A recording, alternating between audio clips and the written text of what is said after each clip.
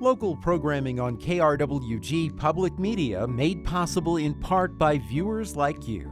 Thank you. This is KRWG Public Media, TV, radio, online. News that matters. Now, across the Mesilla Valley and the borderland, the stories that shape our community. From the KRWG Broadcast Center at New Mexico State University, this is Newsmakers. My guest spent more than 2 decades at Sandia Labs. He's had a long, distinguished career in energy research and development. New Mexico State University Chancellor Dr. Dan Arvizu. In fact, in 2005, he was appointed director of the U.S. Department of Energy's National Renewable Energy Laboratory in Golden, Colorado. Chancellor, thank you so much for being with us on Newsmakers. Well, it's good to be with you. Good to have you here. What an exciting time to talk about this topic that's in the news nationally and globally as well. Give me a sense of the amazing opportunity that renewable energy provides for New Mexico. Well, thank you, Fred. The question is a good one. It could actually be the source of a long lecture, but let me just be succinct and say, New Mexico is blessed with tremendous natural resources, both minerals in the ground, oil and gas, as well as abundant solar and wind. And so, as we make the transitions to a low carbon energy economy going forward, renewable energy is going to play a fairly significant part. It wasn't always thought that would be the case. I remember 40 years ago when I was first doing research on little bitty solar cells that were literally 1 centimeter by 1 centimeter. I think I had colleagues that would say, hey, that will never amount to very much. Well, we all know very differently now. It is, in fact, a very, very viable form of power generation. It does have its challenges and opportunities. So, but I think the future is very, very bright for renewable energy, and specifically for those regions of the country that have abundant natural resources as well. One of the things that's amazed me as someone who's followed this now for some time is the fact that the timelines for making the transition to renewable energy seem to be much more aggressive than they ever have been. As someone who's an expert in this field, who's studied it, who's worked in it, who's led national policy in this area, how would you like the transition to renewable energy to play out? Well, I like the way you phrased the question, Fred. How would I like it to play out? I would like it to be orderly. I'd like it to be methodical. I'd like to be deliberate. Unlikely that it'll have those features to it, to be quite honest. It is, in fact, an interesting sector of our economy, the energy sector, and it's interesting from various viewpoints because, frankly, it's a highly regulated sector. We as a society have recognized that energy is essential for quality of life, for economic development, for wealth creation. You need energy. It's like food and water. And so I would offer you need digital as well. You need broadband and those kinds of things as well. Digital kind of assets. So all that to say, the sector of energy is highly regulated because there is a common good that society benefits by essentially the investments that the society would make, and as a consequence, so it's regulated. It's regulated state by state, which makes it also more complicated. Some states are more progressive than others, and they move more quickly, and so you have a hodgepodge of policy mechanisms across the entire country. Now, as someone who has watched this kind of unfold over many years, what you see, what I have observed over decades, is that you make more progress at the local level than you do at the federal level or at the top level.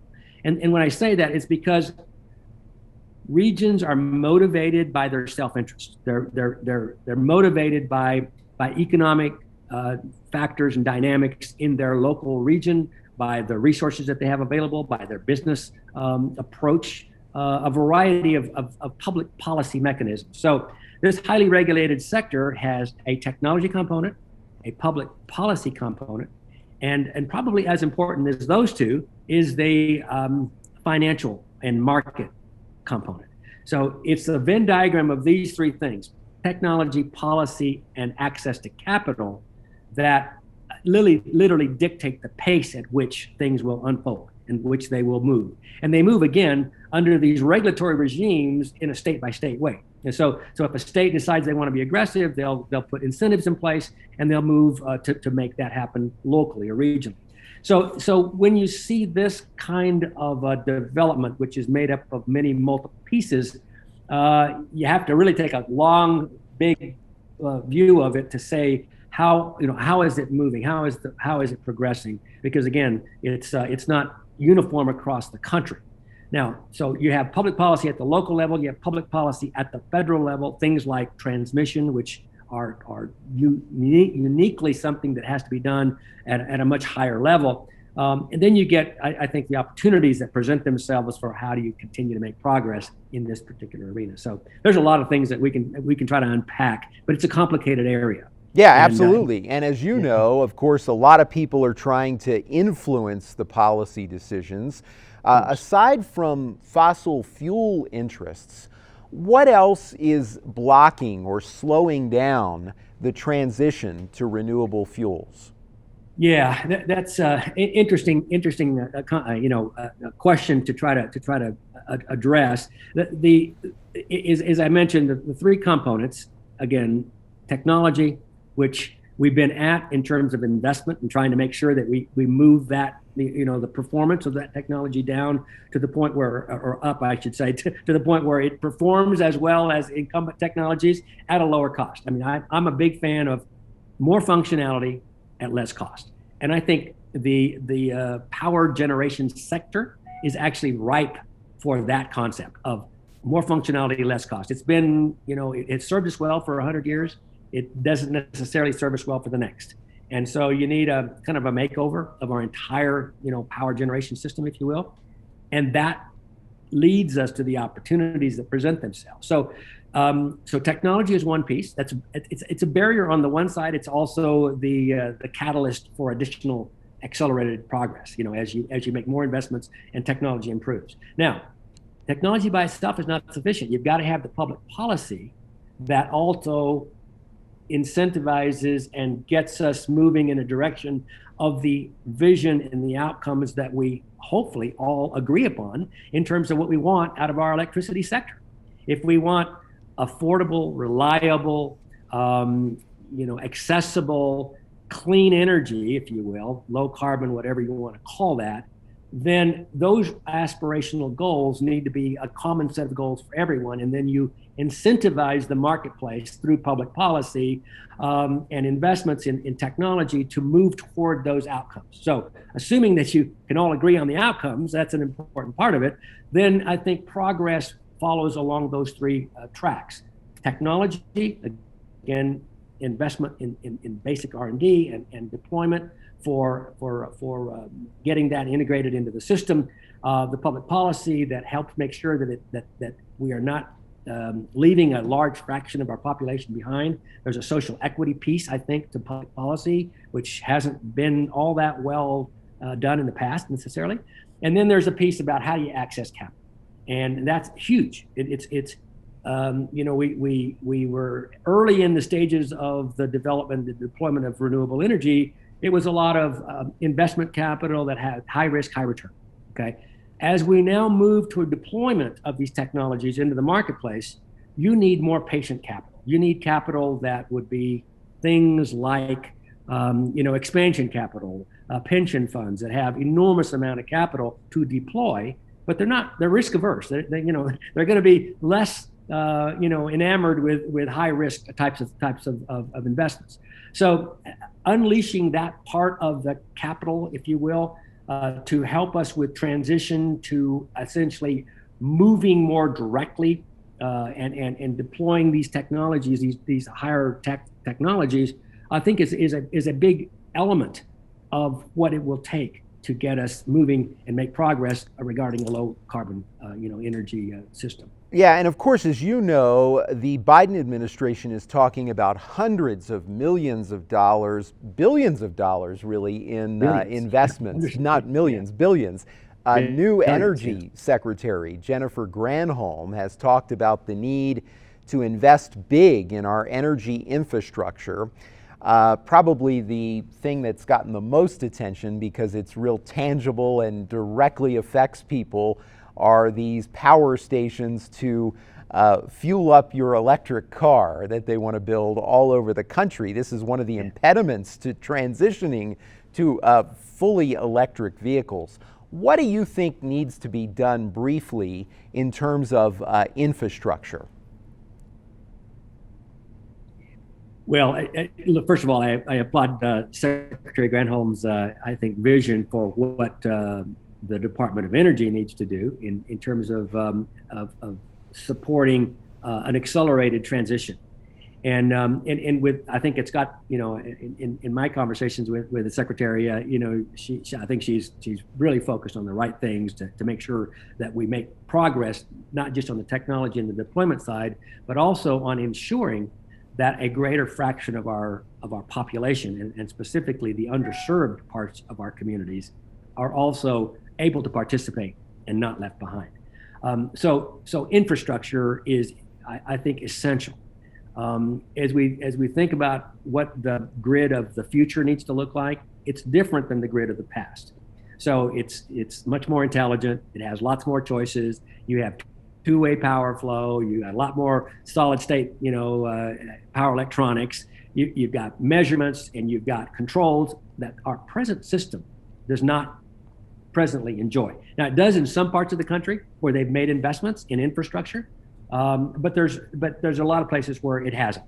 And back before the transition started, I was a fan of saying, the electric system of this country is quite archaic in the sense that you have asset utilization of less than 50%.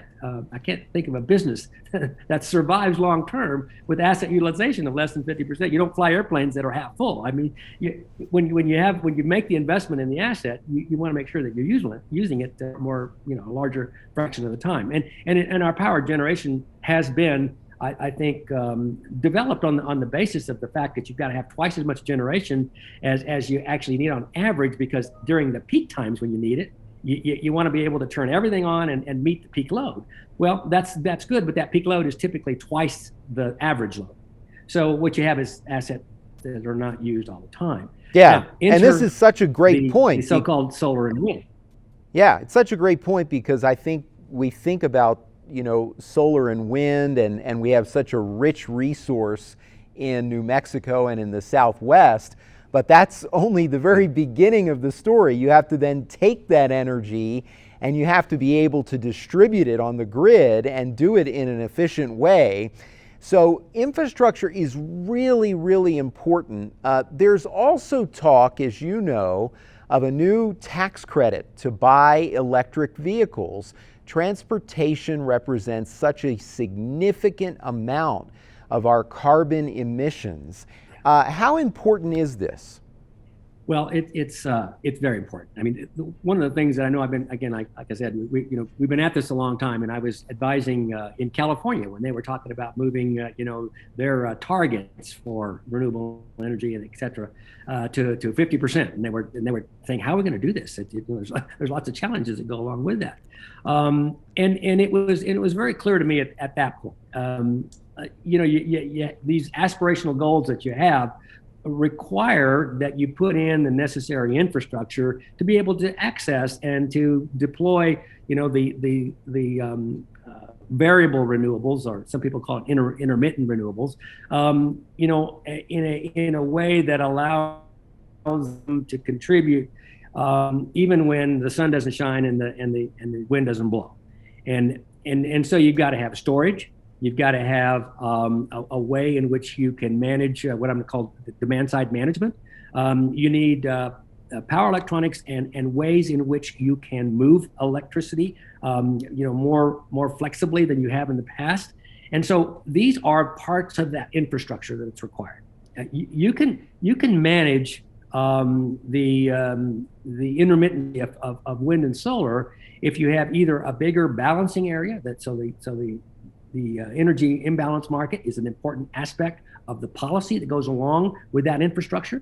You have to have two-way power flow. You've got to be able to control power. And if you're going to use massive storage, like, for instance, electric vehicles, which you've mentioned, as a vehicle to grid storage mechanism, which people contemplate as some way to help manage the dispatchability of the grid, even if you've got a bunch of renewable energy and electric vehicles on it, that requires that you actually have a public policy that anticipates this new structure and this new technology, and that part needs to be done kind of in advance of deploying all these technologies. Yeah, and looking at the public policy right now, the federal tax credit, which is even expired for certain car makers, includes plug-in hybrids, which allow many people to use electric for their daily commute, but then they have a gas engine for trips where charging stations might not be convenient, places like many parts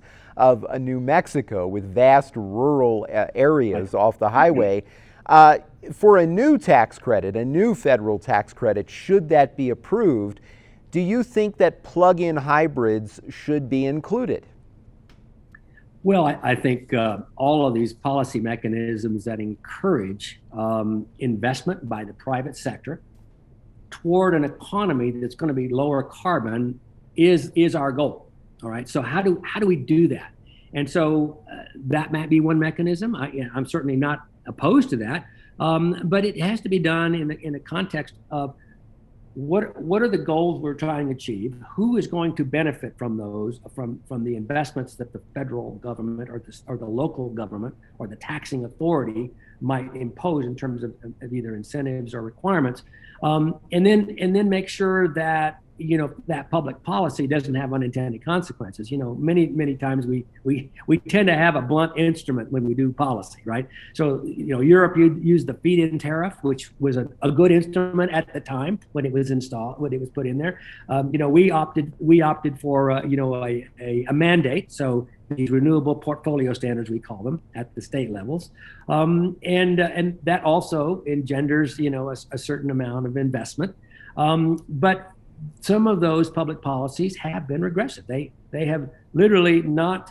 allowed certain parts of our population to benefit from some of these things. Many of us who own homes, you got rooftop solar, you can defray the cost of your electricity bills because, again, you can buy systems that are lower cost than what the incumbents would provide you in terms of utilities. The problem with those, of course, is not everybody has a roof. So what do you do? How do you do that? So public policy would have to accommodate that. Solar gardens is another way that one would say, hey, let those who don't have a roof, or can't afford it, or renters, or maybe low income, don't have that opportunity, that they can participate in some other way. Yeah, and we've seen that at the state level in New Mexico with the legislature approving community solar. We'll have to watch and see how that takes off. In terms of vehicles, as you know, at some point we're going to have more charging stations. So this won't be as much of an issue. There's another issue, though, and that is range. And car makers, including Toyota, are also working on solid-state batteries. I understand from the little reading that I've done that this could be a game changer if someone comes up with a reliable solid-state battery. Give us a quick lesson on why they say that. Well, so first of all, I think the issue you describe is sometimes referred to as range anxiety, in that those of us that have electric cars, you're afraid you're not going to be able to plug in and have electricity to transport. So yeah, the plug-in hybrids with either a small gasoline engine or some sort of an assist to the electric part is not a bad I think approach for those who feel that they need that kind of insurance, if you will, for range anxiety. I think when I was at Sandia Labs, you mentioned I spent 25 plus years, with the national labs, and Sandia was part of that. And I used to run essentially a materials and process sciences organization, and battery research was kind of under my purview. I've never been a fan of electrochemistry, to be honest with you. This is now many decades old, and we were doing those kind of things for defense purposes. But the real thing to me is that progress has been made, and I'm kind of bullish on the idea that we need some breakthroughs in storage, and solid state batteries may be that breakthrough. But I'm not yet ready to give up on things like hydrogen and fuel cells and a variety of other low carbon generation technologies that can, in fact, provide a good deal of contribution to our low carbon agenda. So I believe there is, in fact, a number of breakthroughs, including solid state batteries, that could really be game changers. There's a number of those, and I think that's why we need to continue to invest in basic R&D, material science, a variety of things that have the computational kinds of artificial intelligence and virtual reality and all the new technologies that allow us to really make serious progress in the area of grid modernization, which I think is a must-have for our infrastructure investments. Yeah, and speaking of investments, so we only have about 5 minutes left, and I don't want to be able to end the show without bringing it home a bit. Tell me about the research that's taking place on this issue at New Mexico State. Well, I'm very excited about a couple of projects we have going on right now. One is that we're focused, like many other university campuses across the country, that want to be net zero in terms of carbon emissions over time. So we've got that same goal as everybody else, and we want to move that way. We presently are constructing a 3 megawatt solar power plant with a 4 megawatt hour storage capacity on it on our Arrowhead Park, which is our innovation center for commercialization around our university. And we're very excited about that project. It's a project in a partnership with El Paso Electric, our local provider. But the idea is that we would be able to take that 3 megawatt power plant, which roughly can power about on an annual basis about a third of our overall energy needs, and at peak maybe half. But that particular project is one that we are going to be able to leverage to do research and to do internships for students, and to have active projects for how we do grid modernization, weighing in on smart inverters, on vehicle to grid and grid to vehicle sorts of management techniques for how you bus power and how you do storage kinds of things. It's an EPSCoR project, if you're familiar with those, that the Department of Energy actually has funded. But we have a lot of things that we're going on with relates to grid modernization and public policy and the technologies that go with it. So we're very excited about that. I think it's going to be an opportunity for students to think about things in a sustainable manner. I think it's a tremendous opportunity for the university also to be a partner in helping shape public policy in New Mexico, because it'll give us the opportunity to do what ifs. What if you did this? What if you did that? And that'll hopefully provide some input into our public policy discussions. Yeah, you mentioned students, and of course that in the end is what it's most important to talk about in terms of a university. And I would imagine that this is a great field for students to explore who have an aptitude for science and math. Well, thank you for that little bit of a commercial, because I look at it as an area of tremendous opportunity and growth. So, as someone who started in the energy field, gosh, in the 70s, there was a time when we thought that we would, do a big effort, and that in 5 years we would be done and we'd wrap a bow on it and it'd be over. What we've learned is that this part of our economy is extremely complex, extremely complicated, very high tech, and if there was any opportunity, I think, for a professional to spend a career doing some essential work, not just for the economy, but for the planet, for our long-term, I think, future in terms of how we are stewards of the environment around us, as well as stewards of being able to build innovative processes and new technologies for what the future demands of us. This is a wonderful area to be in. So the energy transformation transition system, whether it be on the technology side or on the policy side or on the human factor side, there is going to be tremendous, I think, both need for contribution and an opportunity going forward. And as you mentioned at the beginning of the show here, there's going to be a significant amount of federal investment as well as local and business investment in the area of energy transformation. So I think it's a tremendous area for students to get excited about, and there will be plenty of opportunity for contributions for many years to come. Yeah, I'm glad we could end there, because for folks who've stuck with us for the half hour, it's an important thing to think about. Parents and grandparents, other family members watching, to encourage young people who may not have chosen a career path to think about this one, because you put it so well that this is good for all of us, good for the planet, and it's also economically something that will be good for these students, because this is a high-paying field, something where you can also do well from a career standpoint, and those don't always go hand in hand.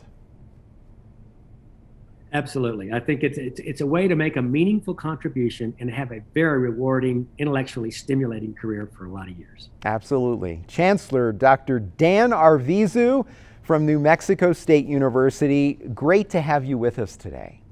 Likewise. Good to be here. That is our time for now. Join us this week on KRWG Radio. Every weekday, it's morning edition from 5 to 9, fresh air at 11, followed by Here and Now, noon to 2, and All Things Considered, 4 to 7. KRWG News is always online at krwg.org, and we'd love to hear from you. Email us with your story ideas and video submissions. The address is feedback@nmsu.edu. For all of us at KRWG News, I'm Fred Martino. Have a great week. We'll see you next time on Newsmakers.